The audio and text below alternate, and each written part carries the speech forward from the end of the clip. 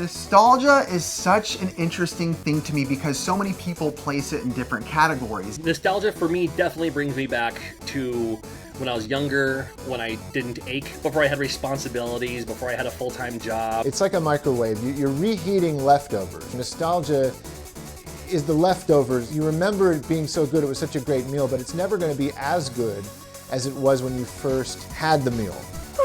I finally got one of it! Back then I put tons of time, tons of energy, tons of love into getting a box, opening it, smelling it, feeling it, reading these guides, these books. Everything in my mind is vivid. Even looking back at consoles, old boxes, when you see Super Nintendo boxes now, they're bright, everything's crazy. The reason I wanted to go back and play these old games and collect them, I had a deeper connection with them. I had a more intimate experiences playing with them.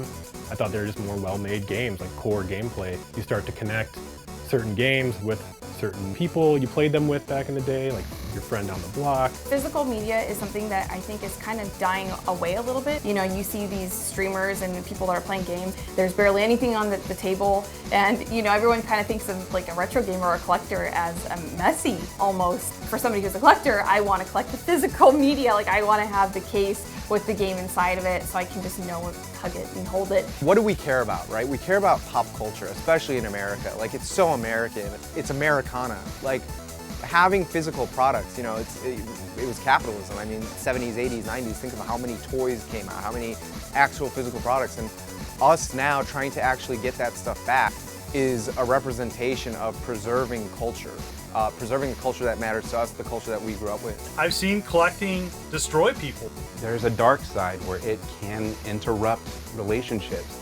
I wouldn't recommend to the common person to fill up an entire room in their house of video games or movies or anything, which is what I do. I mean, we all have our own personal reasons for doing it. It's more of it's a niche thing. So, I mean, nobody does this because this is the thing to do. We just do it because we want to in some way or another, and we may all have our different reasons.